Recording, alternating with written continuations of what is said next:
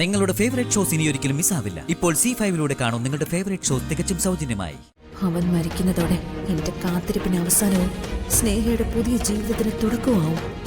എന്റെ ഇക്കയുടെ മരണത്തിന് ഉത്തരവാദിയെ ഞാൻ കൊല്ലുമ്പോൾ നെല്ലിശ്ശേരി എന്ന വീട്ടിലെ സേതു എന്ന വലിയ മനുഷ്യനോടുള്ള എന്റെ കടപ്പാടും പൂർണ്ണമാവും.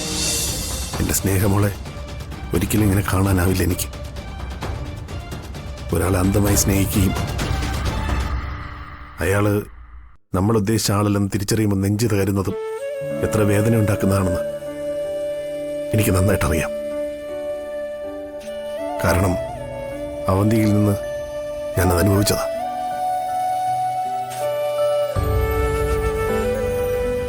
അങ്ങനെ ഒരു അവസ്ഥയിലൂടെ കടന്നു പോകുമ്പോൾ ഇത്തിരി സമാധാനത്തിന് വേണ്ടി എന്തും ചെയ്യാൻ മടിക്കില്ല നമ്മൾ. അങ്ങനെ ഒരു അവസ്ഥയിൽ സ്നേഹിക്ക് ആശ്വാസം കിട്ടാൻ അവൾ തിരഞ്ഞെടുത്ത വഴിയായത്. ധനുഷിനെ കിട്ടിയില്ലെങ്കിൽ ആത്മഹത്യ എന്നവൾ പറയുമ്പോൾ അവളെ സ്നേഹിക്കുന്നൊരു ഏട്ടൻ എന്ന നിലയിൽ ഞാൻ എന്ത് ചെയ്യുന്നുള്ളൊരു കൺഫ്യൂഷനിലാണിപ്പോൾ. സത്യം പറഞ്ഞ സന്ധ്യയുടെ അഭിപ്രായം ചോദിക്കാതെ തന്നെ സ്നേഹിക്ക് അനുകൂലമായൊരു മറുപടി കൊടുത്ത എന്തോ പൂർണ്ണമായും എൻ്റെ മനസ്സ് അതിന് അനുവദിക്കുന്നില്ല. പറ്റില്ല എന്നവളോട് എനിക്കപ്പം തന്നെ പറയായിരുന്നു.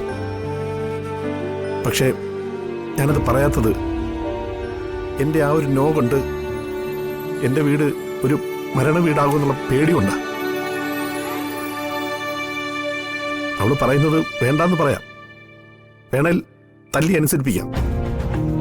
പക്ഷേ ഇന്നലെ അവൾ പറഞ്ഞത് നാളെ അവൾ ചെയ്തു കാണിച്ചാൽ പിന്നെ മനസ്സമാധാനം എന്തെന്ന് എൻ്റെ ജീവിതത്തിൽ ഞാൻ അറിയില്ല. ഞാൻ മാത്രമല്ല, നെല്ലിശ്ശേരിയിൽ ആരും. ഒരു ചേട്ടന്റെ സ്ഥാനത്ത് നിന്ന് സ്നേഹയുടെ കാര്യങ്ങൾ നോക്കേണ്ട ആളാ ഞാൻ.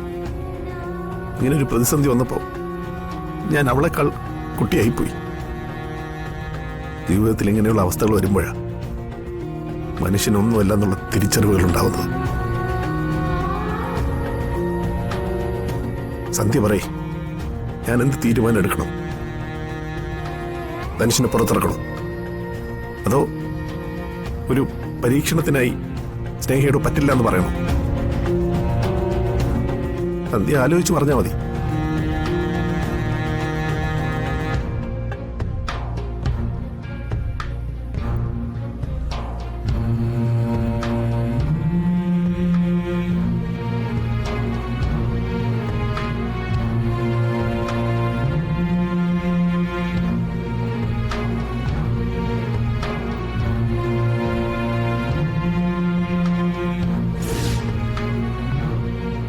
എനിക്കറിയാം ഡോക്ടർ അബ്ദുൽ ഖാദറിനെ. ഒരു തവണയും ഞാൻ അവനെ കണ്ടിട്ടുള്ളൂ, ഒരൊറ്റ തവണ, അവന്റെ മരണസമയത്ത്. നേരിട്ട് കാണുമ്പോ ഞാനും അവന് വണ്ടിയിലായിരുന്നു. ഞാൻ ഇടിച്ച വണ്ടിയിലും അവൻ ഇടി കൊണ്ട വണ്ടിയിലും. ഞാൻ തന്നെയാ അബ്ദുൽ ഖാദറിനെ കൊന്നത്.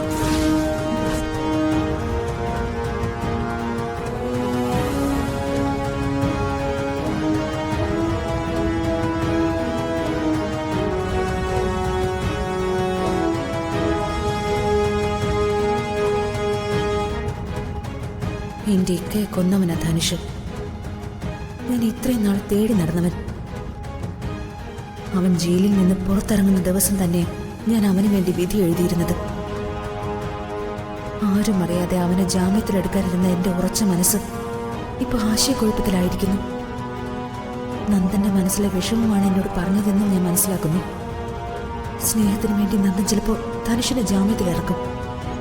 അങ്ങനെ വന്നാൽ എല്ലാവരിൽ നിന്നും രക്ഷപ്പെടാൻ അവൻ സ്നേഹമൊത്തൊരു ജീവിതത്തിനായിരിക്കും ആദ്യം നോക്കുന്നത്. അതിനുശേഷം അവനൊന്നും ചെയ്യാൻ എനിക്കാവില്ല. പിന്നീട് ഞാനത് ചെയ്യുന്നത് സ്നേഹയും നന്ദനെയും അച്ഛനെയും അർച്ചനയും ഉൾപ്പെടെ എല്ലാവരെയും ചതിക്കുന്നതാവും. സ്നേഹ ആത്മഹത്യ ചെയ്യുമെന്ന് പറഞ്ഞതുകൊണ്ട് നന്ദൻ ധനുഷിന് വേണ്ടി ഇറങ്ങും. നന്ദന്റെ കൂടെ ഞാനും ഇറങ്ങണം. ജയിലിൽ നിന്ന് അവൻ ജാമ്യത്തിനിറങ്ങുമ്പോൾ ആരും അറിയാതെ അവനെ പൊക്കണം. എന്നിട്ടാണ് സന്ധ്യയുടെ പ്രതികാരം. അവൻ മരിക്കുന്നതോടെ എന്റെ കാത്തിരിപ്പിന് അവസാനവും സ്നേഹയുടെ പുതിയ ജീവിതത്തിന് തുടക്കമാവും. എന്റെ ഇക്കയുടെ മരണത്തിന് ഉത്തരവാദിയെ ഞാൻ കൊല്ലുമ്പോൾ നെല്ലിശ്ശേരി എന്ന വീട്ടിലെ സേതു എന്ന വലിയ മനുഷ്യനോടുള്ള എന്റെ കടപ്പാടും പൂർണ്ണമാവും. ധനുഷിൽ നിന്ന് ഞാൻ സ്നേഹയും ആ കുടുംബത്തെ രക്ഷിക്കുന്നതാണ് എന്നെ വളർത്തി വലുതാക്കിയ എന്റെ സ്പോൺസർ നെല്ലിശ്ശേരി സേതുമാധവൻ എന്ന ആ വലിയ മനുഷ്യനോട് ഞാൻ തിരികെ ചെയ്യാൻ പോകുന്ന ഉപകാരം. നന്ദനോടൊപ്പം നിന്ന് ധനുഷിനെ ഇറക്കണം. എന്നിട്ട് ആരും അറിയാതെ അവനെ കൊല്ലണം.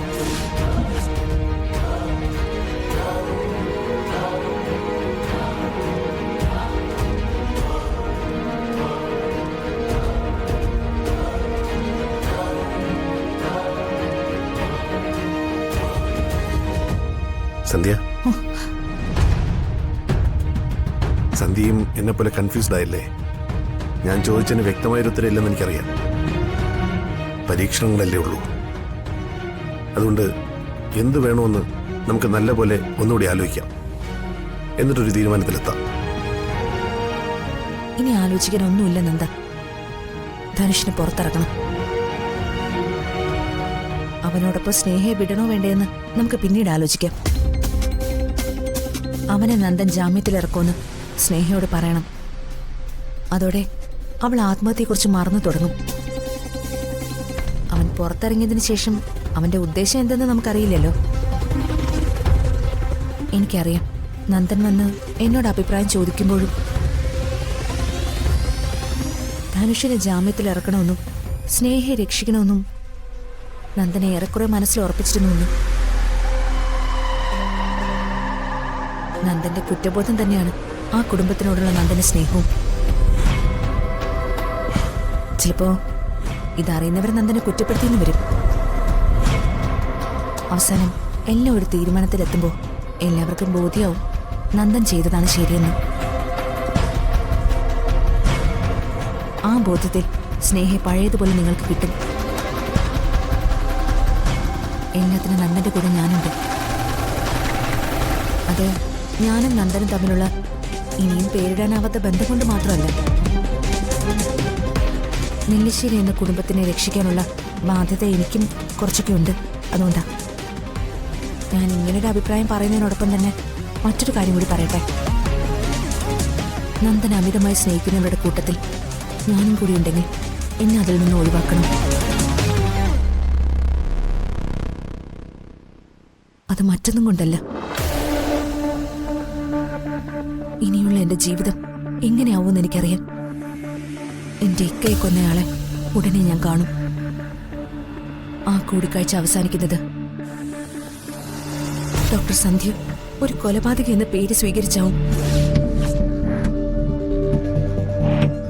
അങ്ങനൊരു പേര് ഞാനായിട്ടുണ്ടാക്കിയെടുക്കുമ്പോ ഒരു ബന്ധത്തിന്റെയും ഭാരം എന്റെ ചുമലിലുണ്ടാവരുത്. അത് എന്റെ ധൈര്യം ചോർത്തിയെന്ന് വരും. അതുകൊണ്ടാ സന്ധ്യയുടെ ഭർത്താവിനെ കൊലപ്പെടുത്തിയവനോട് ക്ഷമിക്കണമെന്ന് ഒരിക്കലും ഞാൻ പറയില്ല. ആ കണക്ക് തീർക്കുമ്പോ ഈ ഞാനും കാണും സന്ധ്യയുടെ കൂടെ. ഡൗൺലോഡ് ചെയ്യൂ C5 ആപ്പ്. കാണൂ എല്ലാ എപ്പിസോഡുകളും സൗജന്യമായി.